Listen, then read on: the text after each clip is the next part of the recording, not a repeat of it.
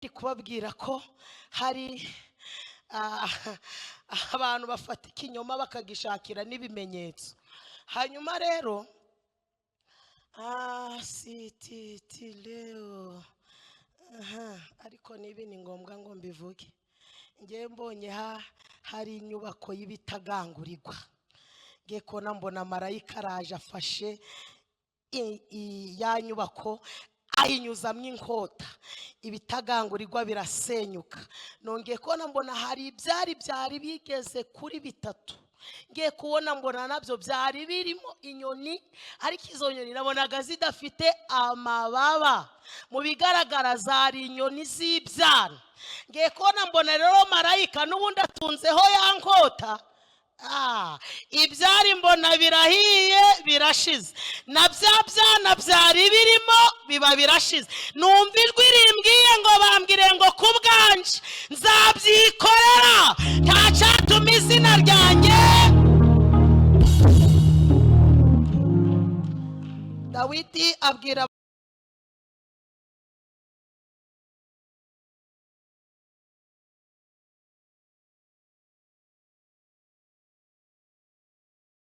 kwa jina na Yesu, ndashwanyaguza, ndamenagura, ndanetarariza, ndaritagura, ndavuma, ndavumiriza.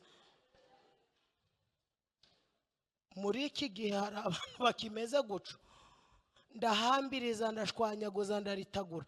Uwo muntu aracabaho. Natana tawa naraharida Dawidi atuwabaye ariho. Kuri YouTube arege nigeze kuja gusenga nifitiye ibibazo, paguruka njenyine ndavuga ngo nta n'umuntu turajana, ngo ngere ku musozi nifitiye ibihe byiza ndi gusenga, ndi kubwira Imana nishaka kungirira neza. Ngiye kumva numva umuntu ari gusenga ngo Mana umwice, Mana umwice. Nono nakebaguza, nubwo tuba turi gusenga tuba tunafite ubwoba. Yaravuze ngo umwice, mba ndakangutse ndebye mbona nta muntu uri hakurya, nta uri hakuno, ninje ari kuvuga ngo inyice nakoze iki, none si irampora iki. None gusenga birananira. Arakomeza ngo mwice, ndahumura. Arakomeza ngo mwice, ndavuga nti ariko reka musange mubaze iki Imana iranyicira. Ndagenda nsanga ari mu mwuka, reka data ari kuvuga n'indimi. Bamukoze nti niko iranyica nakoze iki. Ati ntabwo ari wowe, no sinindi. Ati nawe ari wowe iri sengesho warisenga. Ntibyagenze gute? Ati dufite dirijante wacu. Banza hano mwe mutagiraga abadirije.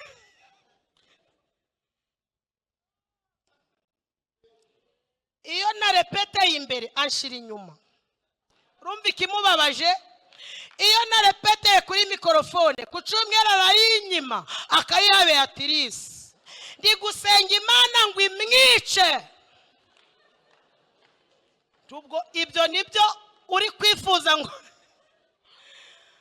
ibyo nibyo uri kwifuriza dirijante ngo apfe kubera mikrofone atagaho kari kuwundi karahandurika. Icyo suri kubona cyoroshe, akivuga ngo mbese icyo kiroroshe. Sinzi ukuntu Imana antije yerekwa gatoya.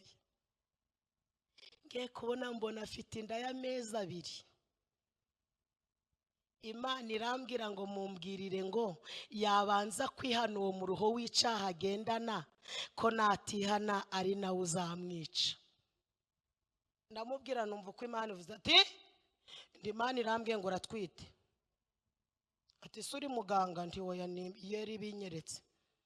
Ati ntago uri muganga? Nti oya ndi umuhanuzi. Nti Imana irambwiye ngo nutihana iyo nda niyo izakwica.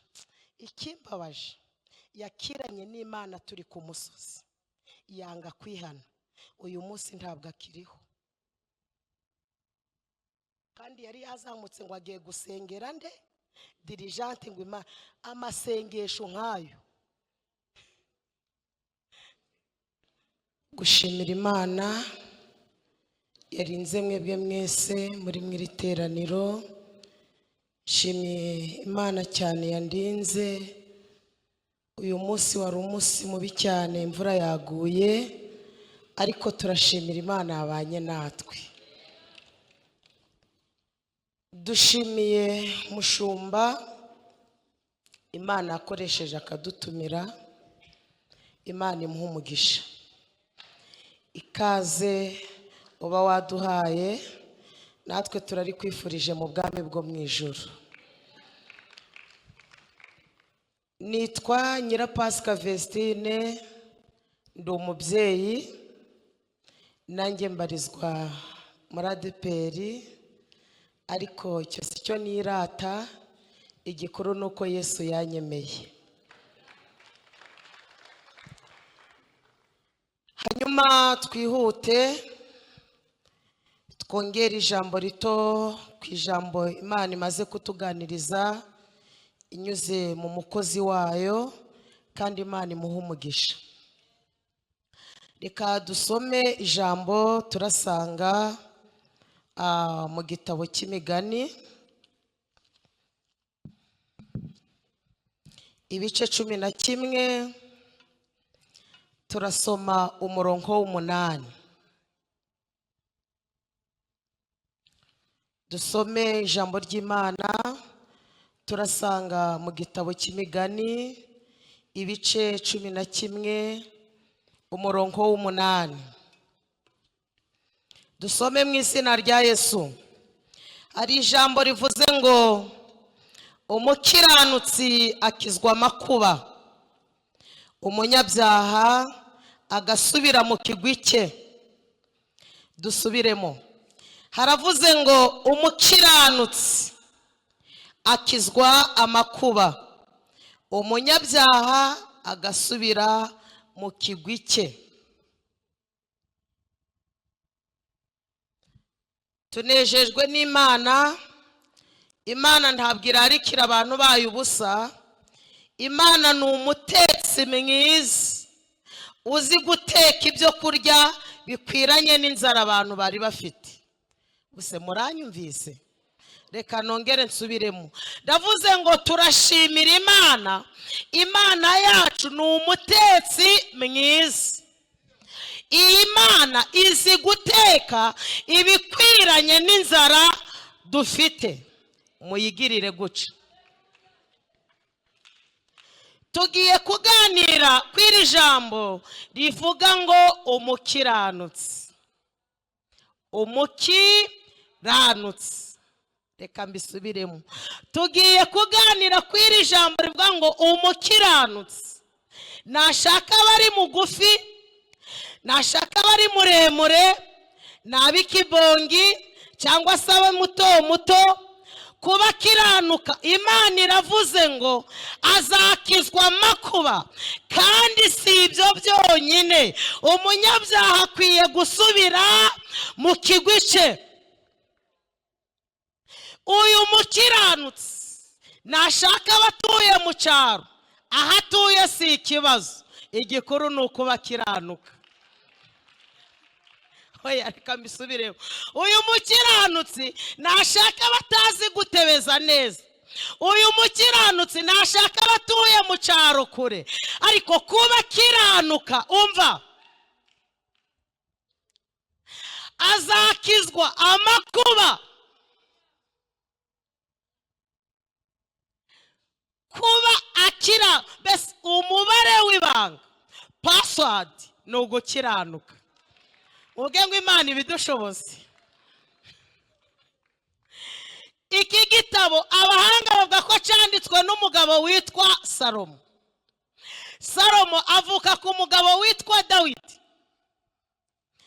Kandi abahanga bavuga ko Dawidi yamubyaye mu buryo butemewe n'amategeko.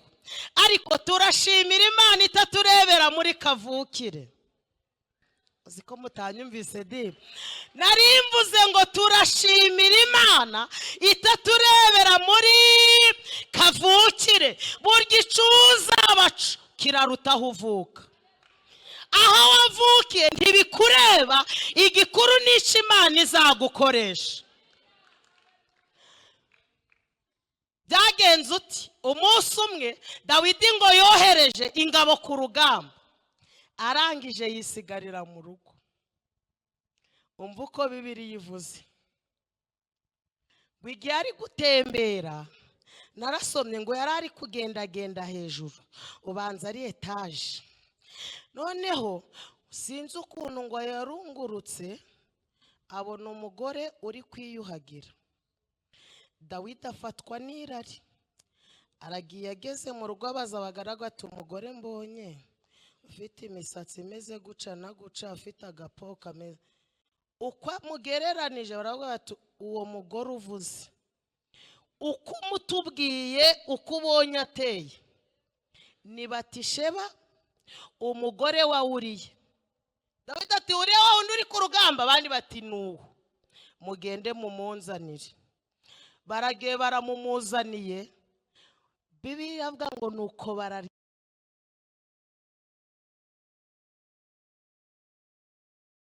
bararyamana.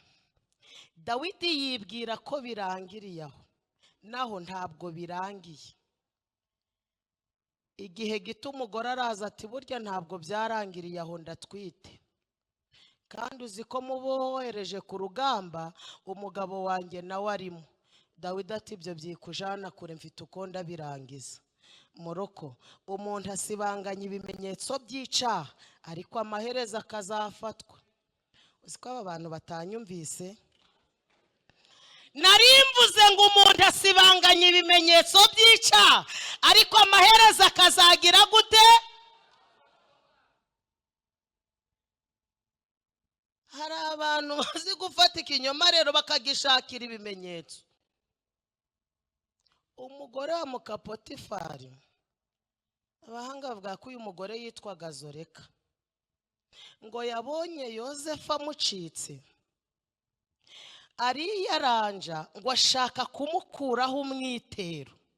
Aho umukwe yaravuga ati ndagufatishije, mbese afata ikinyoma agishakira ibimenyetso. Ariko turashimira iyi twicaye imbere, izi gushira ukuri ahagaragara, kuko ni nayo kuri. Uyu mugore ngo ararira, ngo yitwaga Zoreka. Abahanga bavuga ko ngo uyu mugore yari mwiza, kandi nawe yari yiyiziho ko ari mwiza. Ngo yari afite uburanga rero. Buriya abahanga bavuga ko ngo yari afite abaja benshi we mu rugo, abaja. Noneho ngo hari abagore bari bashinzwe kumuhatira ibirayi n'ibijumba. Noneho kubera ko nawe yiyiziho ubwiza agatambukana ifiyeri, abagore bari guhata, aho kureba ikirayi bari guhata bakamurangarira, ngo bakaba bikebye intoki.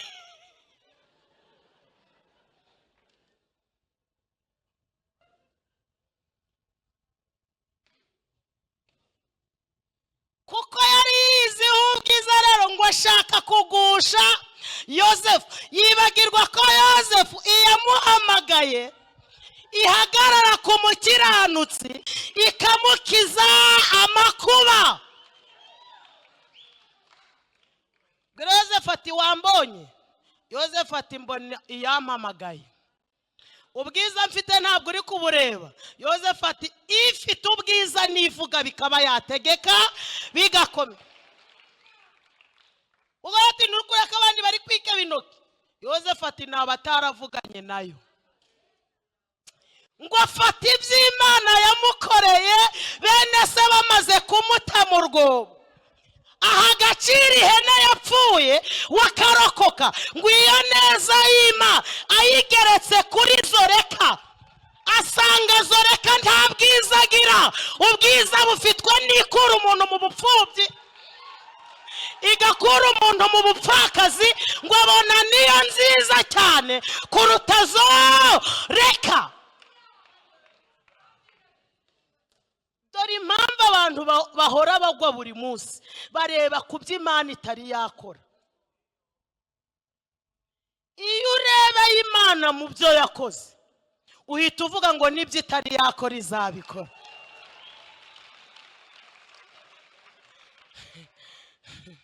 Iyo ureba Imana mu byo itari yakora, uhora ureba bagusize.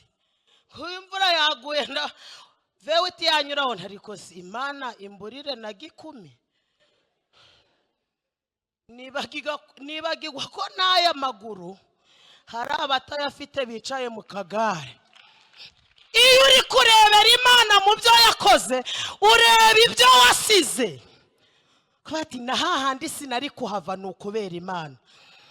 Yesu ashimwe.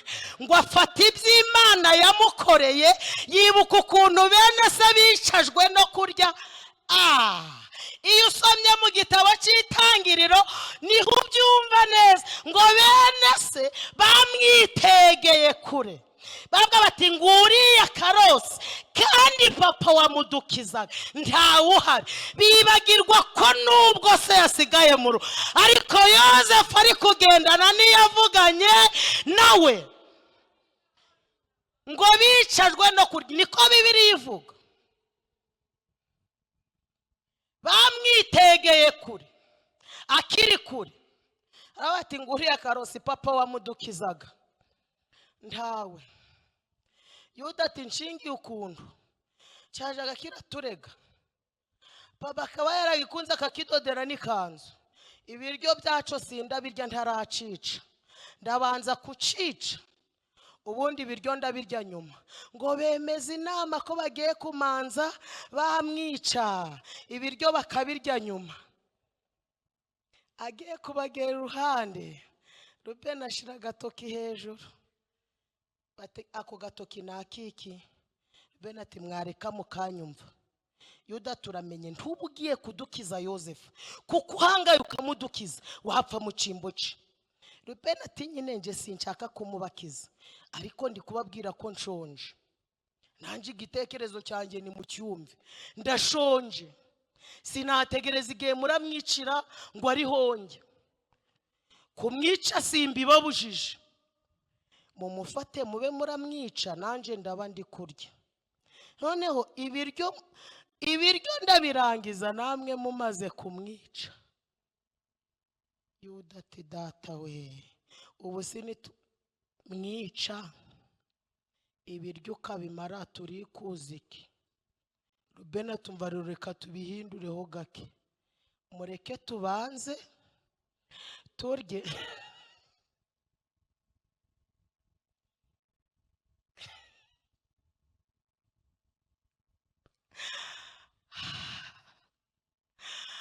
Bicazwa no kurya. Uzi ko bicazwa no kurya tugatabarwa? Uzi ko aho ugeze ari uko Imana yateje abanzi we kuba bicaye bakagira ibyo bahugiramo, nayo ikakugeza aho yashatse kukugeza. Burya nta munyamumaro upfa mbere yo gupfa. Muyikomera amashyi yo kabyara. Ariko rata hari yashatse gutabara umuntu ntabwo ibura inzira.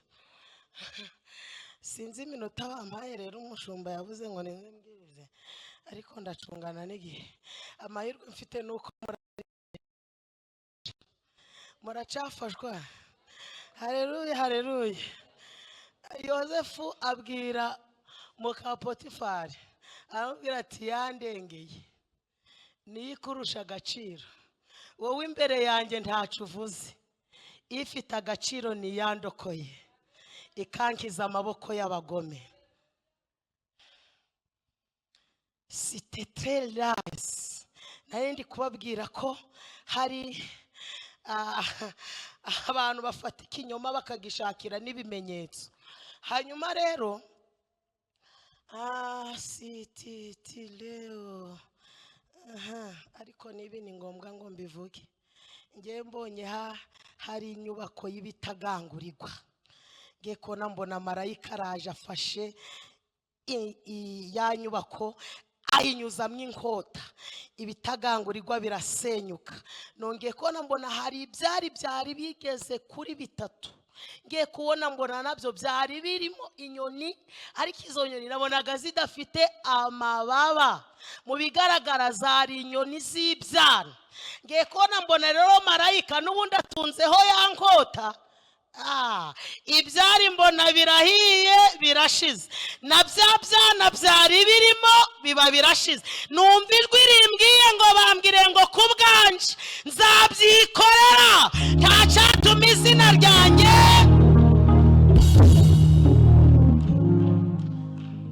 Dawidi abwira Batishe bati humura ngewe nzabyirangiriza ntibigutera ubwoba.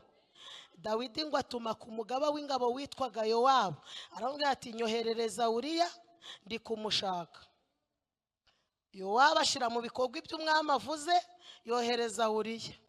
Uriya ngo agere kwa Dawidi, Dawidi atari ubu ntunaniwe. Uriya ati ntago kunanirwa kuko turi ku gasozi. Dawidi atumva rero, genda uje kuryama mu rugo. Ngo ashaka n'ibyo kurya, ngo amushakire ibyo kurya byiza, ashaka imiceri na za kawunga n'ibiki. Ati abagaragu nibaguherekeze ugenda uje mu rugo uje kuruhuka, tuzavugana ejo. Nubwo amutekeshereje ibyo kurya, nubwo atanze kawunga n'imiceri n'ibiki, Uriya ngo ntiyajiwe, ntiyemera kuja kuryamiwe, ahubwo ngo aragenda yiryamira. Abwira abikoreye imiceri ati nimugende. Bati ko tubwiye ngo tujane. Dawidi ati mugende nje ndabasanga. Uriya ati mugende ndabasangayo. Ngo yirarira hamwe n'abagaragu. Inkuru igera kuri Dawidi, babwira Dawidi bati na ya miceri yose ntabwo yakanze Uriya, ahubwo yirariye hamwe n'abagaragu. Dawidi ngo ahamagara Uriya, ahubwo ati niko ibyo bambwiye n'ukuri. Uriya ati biki? Barambwiye ngo ntago wagiye iwawe. Uriya ati ntabwo nari kubona ukongi wanje. Uriya yavuze akantu karyoshe nkunda, aramubwira ngo ingabo z'Abisiraheli ziri ku gasozi, n'isanduku y'Uwiteka nayo iri hehe? Ntabwo nari kubona ukuntu ujya kwinezeza iwanjye mu rugo.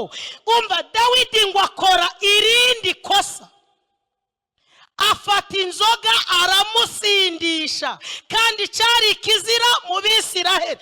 Nubwo amusindishije, Uriya asindanye ubwenge.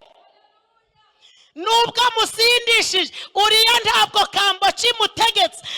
Nibyo koko arasinze, ariko ngo asindana ari kugenda aja hamwe n'abagaragu. Inkuru iragenda igera kuri Dawidi, nubwo ntabwo yigeze agenda, anari kumwe n'abagaragu. Dawidi ngo aramuhamagara. Dawidi akora irindi kosa rikomeye, arangije afata ukuboko kwe arandika. Ukuboko kwe arandika, yandikira umugaba w'ingabo, abwira ngo Uriya akigera aho ngaho umushore imbere, ubundi muhane, mumureke umushore imbere, mumureke ubundi bamwice. Uriya urupapuro ararujyana, ngo ageze ku mugaba w'ingabo ararumuhereza neza uko barumuhaye. Umugaba w'ingabo asomye, ashira mu bikorwa ibyo bamubwiye. Niko byagenze. Uriya ngo bamushora imbere, baramuhana arapfa. Icyakora nasomye Bibiliya irambwira ngo uwo munsi hapfa ingabo nyinshi z'Abisiraheli. Kubera iki?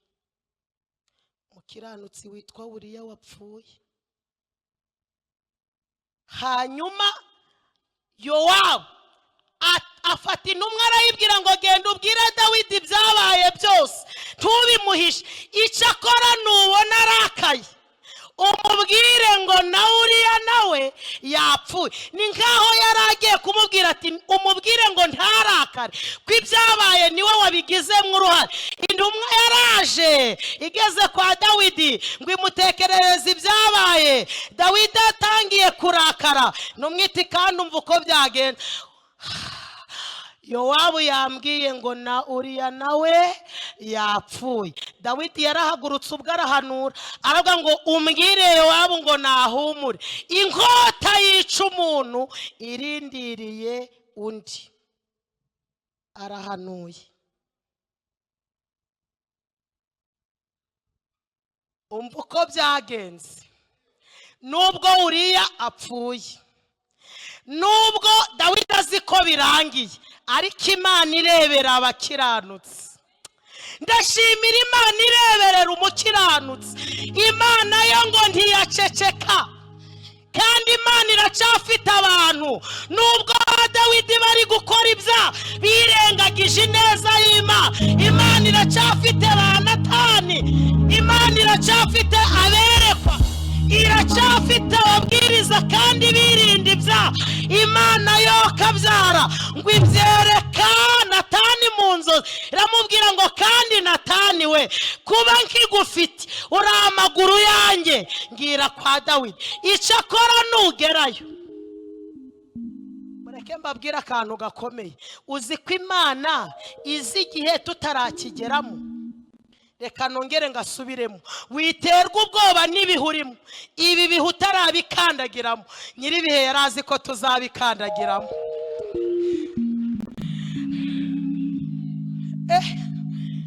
Hoya ngo nawe urabibona ngo ibintu byarahindutse. Ndacyahindutse kiriho, ibi twabikandagiyemo, Imana isi ko tuzabikandagiramo. Hanyuma Imana iramubwira ngo genda umubwire, maze ntumubwire ko weretswe utaja no muri gereza, ahubwo wowe uramucira umugani. Ndashimira Imana izi ko turi mu gihe kigoye n'ukuri kw'Imana, ariko Mana we kigenda gushimiye twagikandagiye, muzi ko tuzagikandagiramo. Muvuge ngo nibyo. Natani araza yambaye udukweto twitwa kuko umwami Imana izantabara. Yakubisemo akagofero kavuga ngo iyiza uzakira umumari guhoza hijisho. Haraza ati Dawidi muraho, Dawidi ati muraho neza. Haraganiye Natani ati reka ngucire umugani. Dawidi ati kagira inkuru. Natani ati mu gihugu kimwe mu mudugudu harimo abagabo babiri, umukire ndetse n'umukene. Ariko umukire akagira intama nyinshi, umukene akagira agatama kamwe.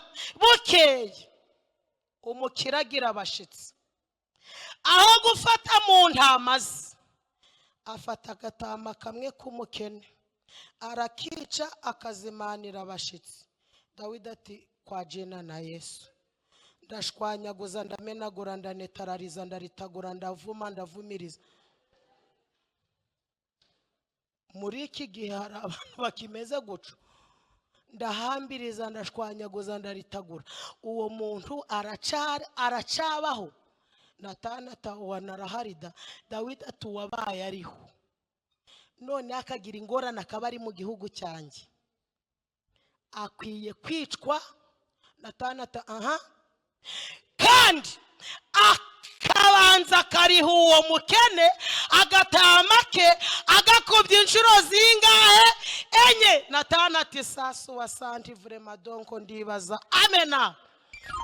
Humura, igihe cyo gukora k'Uwiteka kirageze. Imana izi kwishakira inzira. Imana ifite ubundi buryo. Ubwo yakoresheje uri kubyara, izakoresha ubundi abana bige.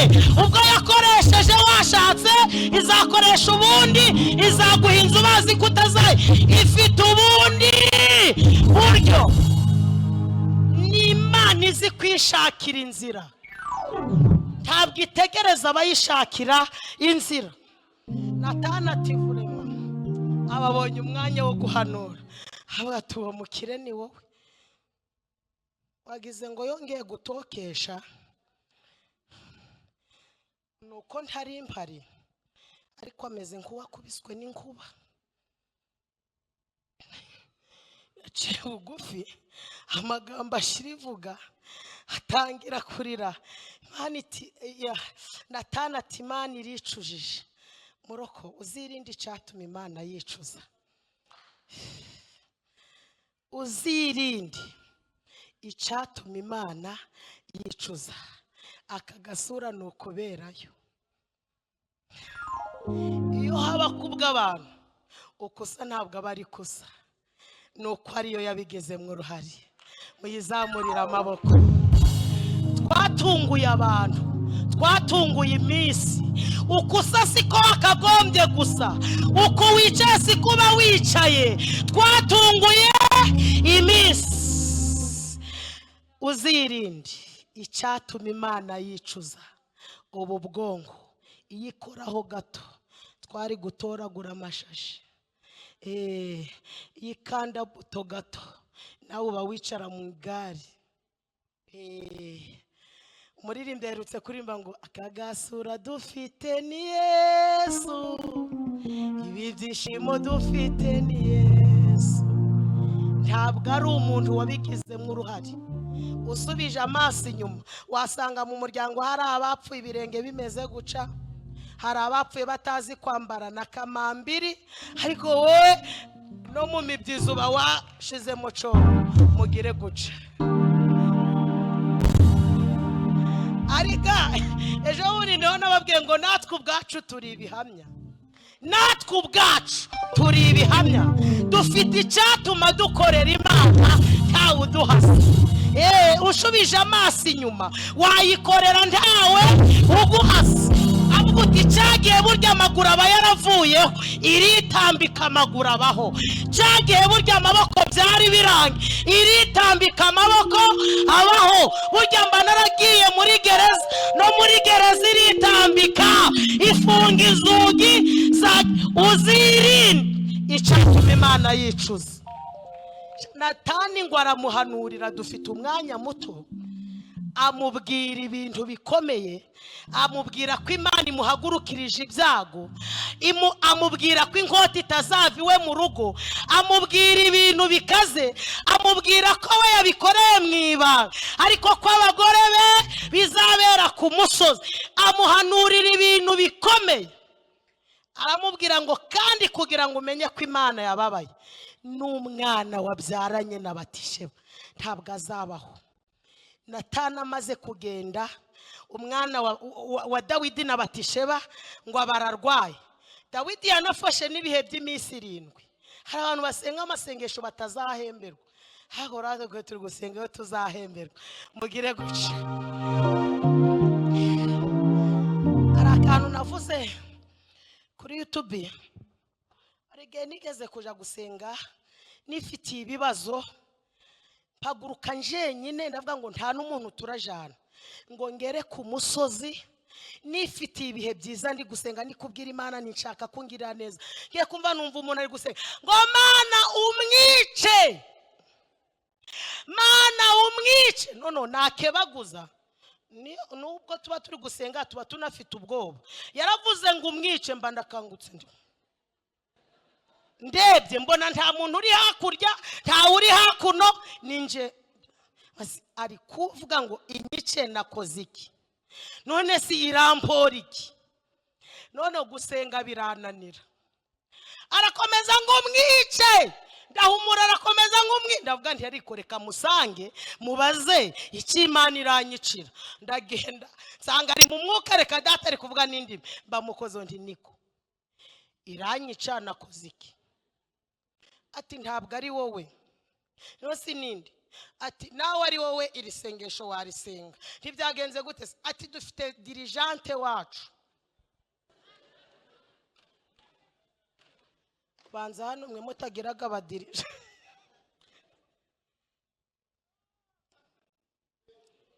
Iyo na repete imbere anshira inyuma.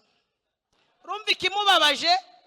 Iyo na repete kuri mikrofone ku cyumweru arayinyima akayiha Beatrice. Ndi gusenga Imana ngo imwice. Tubwo ibyo nibyo uri kwifuza ngo ibyo nibyo uri kwifuriza dirijante ngo apfe kubera mikrofone atagaho kari kuwundi karahandurika. Icyo suri kubona cyoroshe, akivuga ngo mbese icyo kiroroshe. Sinzi ukuntu Imana antije yerekwa gatoya. Ngiye kubona mbona afite inda y'amezi 2. Imana irambwira ngo mumbwirire ngo yabanza kwihana uwo mu ruho w'icaha agendana, ko natihana ari nawe uzamwica. Ndamubwira numva uko Imana ivuze ati ndi Imana irambwiye ngo ratwite. Ati suri muganga? Nti oya yeri binyeretse. Ati ntago uri muganga? Nti oya ndi umuhanuzi. Nti Imana irambwiye ngo nutihana iyo nda niyo izakwica. Ikimbabaje yakiranye n'Imana turi ku musozi, yanga kwihana. Uyu munsi ntabwo akiriho, kandi yari yazamutse ngo agiye gusengera nde dirijante ngo Imana. Amasengesho nkayo ifite akanya gato. Dawidi nawe ngo yirije ubusa iminsi 7, noneho ngo yanga kujya bateka n'inkoko. Bati Dawidi ntabwo arajya, ati ndi mu masengesho. Umunsi wa 7 ngabona abantu bari kongora, ati niko ko muri kongorera ngo bari babimuhishe, baravuga ati nitubivuga none harapfa. Yanze kujya umwana akiri muzima, nitumubwira ko umwana apfuye ubu ntarahuka, ngo banga kubimubwira, ariko arabimenya. Umuhanuzi wa mbere ni umutima. Burya umuntu atari yavuga ngo wi ntabwo uyobewe ibyo wakoze. Dawidi ati mwimpisha nabimenye. Bati ubwo wabimenye n'amahoro, umwana yamaze gupfa. Dawidi ngo akomeza kubana na Batisheba, barangije babyara uyu mwana witwa Salomo. Salomo avutse, Imana ntiyareba aho Salomo avutse, ahubwo agaciro ikizamukoresha. Niba mutananiwe mwongere mukomere Imana yacu amashi. Imana ikunda Salomo kuruta abandi bana ba Dawidi. Yewe imuvugaho n'amagambo akomeye, ivuga ko anari uzasimbura se ku, ivuga ko anari uzubaka n'inzu y'Uwite. Ariko kubera amagambo Imana imuvuzeho, kubera ibyiza Imana imuvuzeho, ngo bene se ntibyabanezeza. Uwitwa Adoniya ngo ababazwa nuko ibyo yari yiteze bitabaye, kuko ngo Adoniya yarazi ko ari uzasimbura se ku ngoma.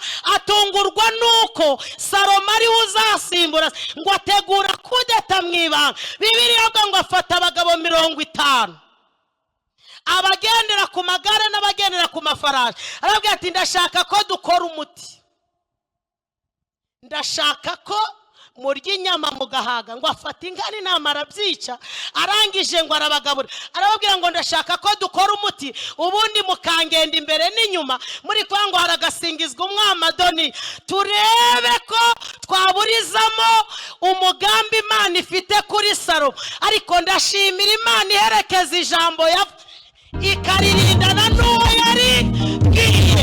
Ubwo ryaca mu muriro, umuriro urazima, ijambo rigakomeza. Muyikomera amashini bamutananiwe. Inka n'intama ngo barica bararya cyane, ngo kwa Adoniya ngo yarazi ko ari uzaba umwami, ngo yari umusore mwiza w'uburanga. Abahanga bwa ngo ko yakurikiranaga n'uwitwaga Abusalomo, yari yizi ko ari uzayobora. Ariko rati Imana ntireba nk'abantu, Imana ireba Salomo wavutse, ntiyitaho yavuki, ihagacira ikizamukoresha. Hanyuma ngo abagabo baramwemera, baramubwira ati turakugenda imbere, turi kuvuga ngo haragasingizwa umwami Adoniya. Ariko ngo igihe bari kumwamamaza, murokorewe, burya nta wiyamamaza ngo agere ku nsinzi, ahubwo uwamamajwe n'Imana arenga aho abantu bari kuzamugeza. Ndakwifuriza kwamamazwa n'Imana, nta kizakwitambika, izakugeza ku mugambi wayo. Hanyuma rero ngo igihe bari kumwamamaza, umuhanuzi Natani aba yanabimenye. Ko ndashimira Imana igifite abahanuzi. Natani ngo arirukanka abwira Batishe bati bya bindi Imana yavuze Satani yabirwanyije. Barokore, kuba twaravuganye n'Imana ntibikwiyeho ko twagerageza. Icyiza cyo kuvugana n'Imana, twe no ku munsi mubi tuzakomera. Muvuge ngo amena, muvuge ngo amena. Satani arwanya iby'Imana yakuvuzeho, ariko burya Satani nta mbaraga afite zo gukuraho icyo Imana yavuze. Kurwana arabishoboye, ariko burya ntabwo ari umuneshi. Imana ishimwe. Hanyuma Natani ariruka abwira Batishe bati bya bindi Imana yavuze Satani yabirwanya. Batishe bati none bigende bite? Natani atumva ko Adoniya yiyamamaje, ntibikwiyeho icyo Imana yavuze, ahubwo turacafite amahirwe. Dawidi aracahumeka, ihute kwa Dawidi umubaze, nanjye kumuhanuzi ndazi inyuma yawe. Batishe bagenda ari kurimba ati kera bakwiringiraga. Arahindura ati Mana, ibyo wavuze ubikurikirana ibihe nibi. Arirukanka ngo agere kwa Dawidi ngo yikubita hasi aramura. Dawidi atuwo ninde? Dore ko yari yaratangiye no guhuma. Ariko nubwo Dawidi yahumye, iyavuze kuri Salomo ntabwo ihuma. Ndashimira Imana idahuma. Dawidi ati uwo ninde? bati ni batishe kuje. batishe bati mbwiza ukuri, hajya ninde uzagusimbura ku ngoma? Dawidi ngo igihe akimusubiza, Natani nawe barinje. Dawidi ati uwo ninde? Sikani bati ni Natani. Natani wowe kuje. Natani ati Abisiraheli bose baguteze amaso, tubwiza ukuri dukure mu rungabanga. Dawidi ati ni ukuri, navuze ko umuhungu wanjye Salomo ariwe. Kamvuga ikintu gikomeye. Buriya umuntu wese ufite indahiro y'Imana, nushaka utuze, urugamba uri kurwana, indahiro izarwana, weho wicecekere. Niba hari ikintu Imana ihagararaho, ni indahiro. Iyo yirahiriye, iyo yagize iki, kabone nubwo wahura n'ibikurwanya, weho urituriza, indahiro ikagenda ikarwana paka Imana ishoje icyo yavuze. Nicyo cyatumye Imana yirahira ngo ni ukuri kuri Aburahamu. Buriya Imana yirahiri bitandukanye no kuvuga ngo nguhaye ibi ariko ugomba kwitwara gute. Nuvuga ngo ibigwaye ibi ariko birimo kondisi, ariko yivuze ngo ndirahiriye. Reka mvuga aka kantu gakomeye. Iyo uriho indahiro y'Imana, nubwo waje muri kabari, indahiro iragenda ikagukura muri kabari, ikagukuramo ikakugarura mu nzu y'Imana. Muranyumvise? Indahiro yo yinjiranye muri kabari, Imana iragenda igakurikirana ya ndahiro ikagukurura ikakuzana mu nzu y'Imana. Hanyuma Dawidi aravuga ngo ni ukuri, navuze ko Salomo ari we nzaraga ubwami. N'ikimenyimenyi munshakira umutambyi, ubundi muzane ihembe, ubundi muzane inyumbu cyangwa se farashi yanjye nicara, mugende muje igihori, muje kunyimikira Salomo ngihumeka. None hangeze ahantu hakomeye. Burya intambara, urusaku ntirukuraho icyo Imana yavuze, ahubwo urusaku ni ifirimbi yibutsa Imana gutabara abera. Humura, kwiyamamaza kwa Doni ntibikuraho icyo Imana yavuze kuri Salomo. Ako kanya ngo bafata Salomo bamujyana ahantu bita igihori, ngo bahageze bazamura ihembe bakimwimikisha amavuta. Bibiliya ivuga ngo ni uko isi irasaduka. Abari kumwe na Doni yabategura urusaku n'urwiki. Igihe bagikekeranya babona umuntu araje ati izo nyama nimuzicire. Umwami yagize gute? Yabonetse. Kandi inyama bakigize gute? Bakizirya. Asite prainen, ndashimira Imana itabura hinyura ngo isohoze icyo yavuze.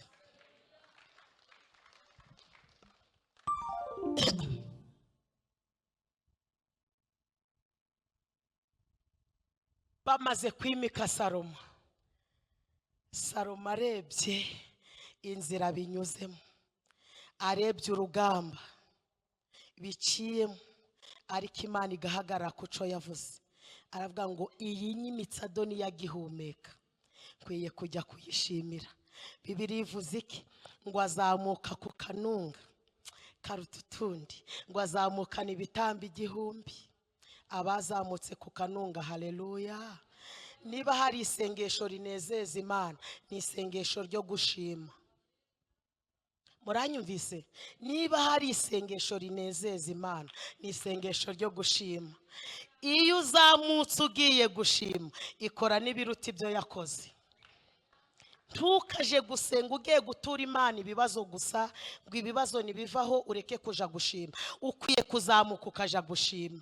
Ngo arazamuka ageze ku kanunga. Mureke mbabwire, hari ibintu bigera kuri 4 byatumye azamuka ku kanunga. Kambivugeho. Icambere, yari yaravutse mu buryo butemewe n'amategeko nkuko nababwiye. Icakabiri, ngo yari umwana muto. Aravuga ngo ngewe ndi muto, ariko impamagaye ntabwo ihamagara abakomeye, ahubwo ikomeza uwo yahamagaye. Muvuge ngo amen. Icyagatatu, yaragiye gusimbura umunyamaboko. Aravuga ngo gusimbura data w'ishinare ntabwo byoroshe, ariko iyamuhamagaye, iyo iguhamagaye niyo ibigushoye bose ugakora n'ibyo we atakoze. Wazamuka ku kanunga. Aravuga ngo kuba yarishe intare iyabimushoboje, nanjye niyo ngiye kureba. Haleluya. Icyakane, yaragiye gusimbura uwakunzwe n'Imana cyane. Aravuga ngo muribuka ko Imana yavuze ngo iri kuvuga kuri Dawidi, iravuga ngo mbonye umuntu umeze nk'uko umutima wanjye. Uwo muntu kumusimbura biroroje, ariko iyo wazamutse ku kanunga muvuge ngo amen. Imana igukoresha ibiruta ibyo yakoze. Hanyuma ngo ari ku kanunga yagiye gutamba, iryo sengesho rinezeza Imana, ngo afashwe n'ibitotsi gake yasinzi. Imana irururuka iraza imwiyereka mu nzozi, iravuga ngo Saro, ukoze ibyananiye abandi, ubaye umwami, none niho ubonye umwanya wo kuza gusenga. Abandi iyo babaye batwara sibo, ntabwo baba bakiboneka muri repetisiyo. Amamagara uti uzi ko tuzarepeta kwa gatatu, ati so umbwirire perezida ko ntakiboneka kuko ubu mpagarariye abadaso. Ariko Imana nginezezwa nuko Salomo abaye umwami, akazamuka ku kanunga. Iramanuka iyo uzamukanye intego, Imana iramanuka. Iyo uzamutse uzi ibyo ugiyemo, Imana igira ite? Iramanuka, ngo irururuka, iramubwira ngo Salomo we saba icyo ushaka. Salomo nawe ngo ayibera umwana mwiza, ayisaba ile paiden icy'ingenzi. Aravuga tumva ngo usabye ubwenge. Imana ngo iranezererwa, iramubwira ngo kuko ibyo ari byo unsabye, tunsabe ko abanzi bawe bapfa. Wari ufite umwanya, wakugombye no gusaba ko badoniye aba, ariko kuko unsabye icy'ingenzi, uhaye n'ibyo utasaba, uzakubanjirira no mu bazagukurikira, ntawe uzahwana nawe. Mukomere Imana yacu amashyi. Iyo uzamukanye intego ukora ku mutima w'Imana. Iyo uzamukanye intego ukora ku mutima.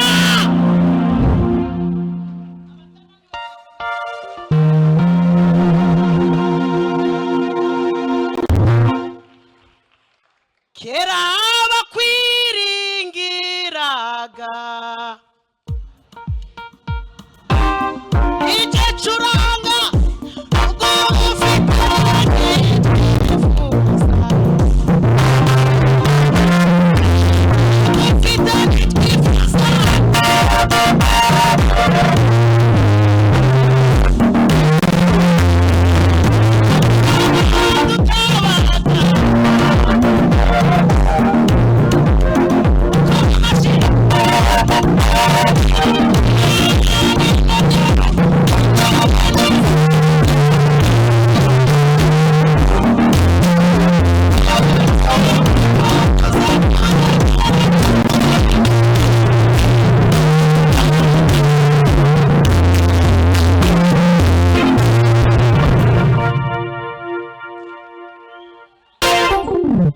Ari muri aya mavuta, avuye guhura n'Imana, avuye kuganira nayo, ngo amanuka afite ubwiza budasanzwe.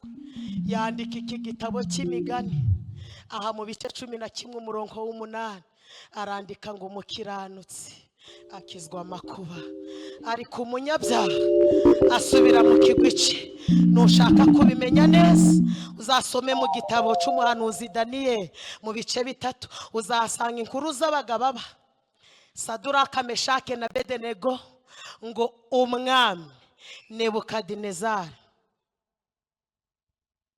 mu kibaya cadura, itegeko ryari ryarasohotse ko abantu bose bakwiye kuramya igishushanyo yabaje, ariko ngo abantu bose bikubise hasi, ngo haboneka abakiranutsi 3, ngo basigara bahagaze bati twe ntabwo turubararira ibyo tutazi, ntabwo turubararira idatanga urubyaro, ntiturubararira idakuraho umuruho, ntabwo turubarara. Abantu babwirane, hari abantu bari bashinzwe kureba rero, babwirane Nebukadinezari bati bujya twese nubwo twunamye hari abagabo. Nebukadinezari ati abo barahari nibyo? Baramubwira bati nukuri barahari. Nebukadinezari ngo arabahamagara, babwira ati niko ibyo bambwiye nukuri? Basaduraka bati bigi ntabwo mwubaraye? Basaduraka bati twe twubararira ivuga bikaba yategeka bigakomera, tuza aho yadukuye 9 n'umunani niyo yaturengeye, tugiye kuburara yaratugaburiye, twambaye ubusa ni Imana ishigikira umuntu ibyo kumenyekanyeza bigihari. Nebukadinezari atumva rero byabaye ubwa mbere, ikondera niyongera kuvuga, mwese hasi. Basaduraka batereka tukubwire, ibyo twakoze ntibyadutunguye, twabitekerejeho, ntidushobora kubararira. Arababwira ngo ubwo niyihe Mana mwiringiye irashobora kubakiza amaboko yanjye? Baramubwira bati twari twakubashe, reka tukubwize ukuri, ntiturongera no kuvuga izina ryawe ryose, ahubwo turaricamo. Bati yewe Nebuwe, siko munaniwe di? Bati yewe Nebuwe, nubwo itadukiza, yigeze idutabara, yigeze itumwarura, yadushigikiye birangiye, abantu baratuvumye mura, byari birangiye duhagara, uyu munsi nubwo yaceceka yigeze ikora. Dufite ibyatuma tutubarara, c'est l'effet d'Athènes. Dufite ibyatuma baramubwira bati ni ukuri Nebu, tugatinye gukoza Satani isoni, tugacogorera imbere y'utarakebwe. Zamubwire ngo iyo twiringiye ifite imbaraga z'ibiruta ibyiyita ibinyembaraga, nubwo itadukiza yahaye ingumba kubyara turabibona, nubwo itadukiza yigeze iturengera, iyo dusinziye niyo idukangura. Iyo Mari Jose ziri gutembera mu nzu niyo ifata ikiganza igashira ku munwa, uzi ko ari akantu kagiye mu kanwa, ugasanga wifatiye abantu ngo ndakaze, ngo ntabwo munzi. Urigiki kariya ka Mari Jose ikaretse kakinjira mu zuru, rahira kifiyeri ritarahe babwiye. Ewe ikoze ku bwonko gato, nawe bakwanura imvura iguye, izuba ryava bakakwanura. Kagasura ni ukubera yo babwira Nebu, baramubwira ngo yewe Nebuwe, nubwo itadukiza yigeze idukiza.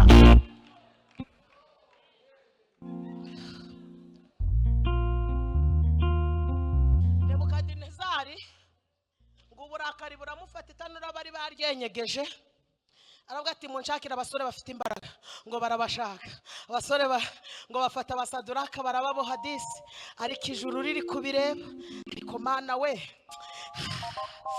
Yesu we, kandi ibyo bari kubikora Yesu yibereye mu ijuru, ntabwo yari yakaza ko ni mu isezerano rya kera. Ariko biravuga ngo Setikresantoveneda, Yesaya yari yaramuhanuye, aravuga ngo duhawe. Hanyuma ba Nebukadinezari bari kubaboha, bari kugira bate, agiye kubona babona Yesu batambutse, hari abapepe ati ni muhumure turi kumwe. Basaduraka bati ko tuzi ko utari waza ko Yesaya yaguhanuye unyuze. Yesu ati nahoze muri mwe, muhumure mbabanjirije mu muriro. Ba Nebukadinezari bati nimutubohe vuba, muri kudukereza. Naho ubundi Nebukadinezari ari kureba umuriro, Basaduraka babonye utegeka umuriro, bagati mutubohe vuba, utegeka umuriro twamaze kumubona, mugire vuba mwidukereza. Ngo na Sitefano bari kumutera amabuye, aho kubona amabuye yabonye umukiza. Imana ishimwe. Basaduraka ngo barabafata babajugunya mu muriro. Umva icyiza cyo kuba umukiranutsi, umuriro usimbuka abakiranutsi, ahubwo ngo usingira babajugunye.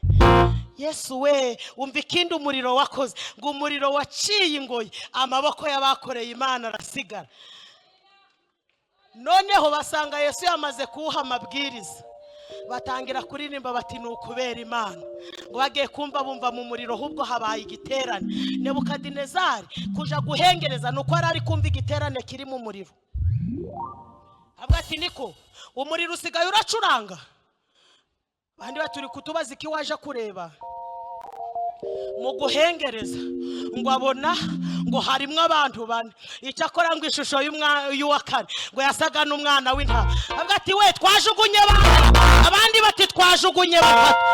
Nebukadineza ati ko ndi kubona uwa kane kandi uwa kane we ntasanzwe arasa. Iyi Mana twicaye imbere ishobora kutabana nawe mu kigeragezo ikaja guhagararaho kiri kwicira. Ishobora kutabana nawe mu kigeragezo ikaja guhagararaho cyari bukwi. Iherutse guhagarara nanjye nzabibabwira ikindi gihe. Amina. Ndi kwimura umurozi nyine. Nzagaruka. Oya nzagaruka namwe mwinyosha. Noneho rata Nebukadinezari ngo atangira guhenda abakiranutsi. Mureke twibera abakiranutsi. Uwo muri kumwe mumbwire ngo umubare w'ibanga ni ugukiranuka. Tuzarya ibyiza byo mu gihugu, tuzabaho Satani atabishaka, tuzakomera atabishaka. Upfa kubura umuki watangira kubahenda mwoka byaramwe mumbabarire muve mu muriro. Basaduraka bati buretse naho ngo umuriro Yesu yari yawuhinduye ubusa. Bari kumva nta kibazo, umuriro wahindutse akazuba keza. Basaduraka basohoka bari kuririmba bati kerabakuaraga mu minsi ya kera. Noneho umva icyantangaje. Basaduraka ngo bamaze gusohoka, Yesu yasigaye we mu muriro. Uzi impamvu yasigaye mu muriro? Nuko ibyo gutwika abagenzi bigihari. Uzi ko mutanyumvise? Iyo asohokana na Basaduraka uwawe yari kuzawuzimya gute? We barasohotse wasigara. Niyo mpamvu bagucanira umuriro ntikugira icyo gutwara. Nuko Yesu yasiga yero. Niyo mpamvu bavuga bataragwa hari baje kona bakabona hatambutse gitwa. Nuko Yesu yahasigaye. Muvuge ngo amena. Mumukomera amashi yo kabyara yogahe. Umuriro wasimbutse abakiranutsi ababajugunye ngo wahise ubatwika. Turashoje ariko nushaka kubimenya neza nubundi muri iki gitabo cy'umuhanuzi Daniyeli urahasanga inkuru za Daniyeli. Bamujugunye mu rwobo ruri mu intare ngo zari zimaze iminsi zitarya, ariko ageze mu rwobo ngo zimwe arazisasira izindi araziyoroza. Kubera iki? Nuko ari umukiranutsi ngo ararana nazo. Ariko mu gitondo abamugambaniye abana n'abagore babo ngo zabacagaguye bataragera muki hasi mu cobo. Kubera iki? Ntabwo bakiranukaga. Uko waba uri ko kose haranira gukiranuka, uzakizwa amakuba kandi umunyabyaha azasubira mu kigwi cyawe. Twaje kure tukavuga inkuru za Morodekayi. Muzi ko aho Morodekayi yari kumanikwa ariho Hamani yagize gute? Cedrene, mwakire neza ijambo ry'Imana.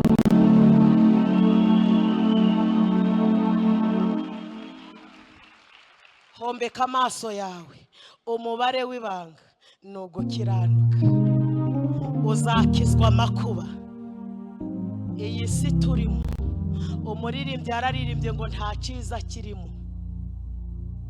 Uzayirokorwa no kubura umukiranutsi. Turi mu isi y'ibiduca intege, ariko iyo twiringiye ifite imbaraga. Mureke tuyihendahende, tuyibwire ngo twagize amahirwe. Turahuvugiye. Haleluya. Twagize amahirwe. Iri jambo ntabwo umuntu uri Kimironko aryumvisha, umuntu uri muri buwate ntabwo aryumvise. Ugize amahirwe weho waje aho Imana ivugira, kandi aha ni naho ikorera. Mureke twese duhaguruke. Nakoresha umukozi w'Imana wambanjirije, niwe ugiye gusenga Imana atubwirira Imana ngo duhe imbaraga zo gushobora kuba bakiranutse. Ibyo kutwambura ubunyangamugayo byo biragwiriye, ariko Imana yaturaritse ibirusha imbaraga. Egera hino usenge. Imana ibaha umugisha mu izina rya Yesu.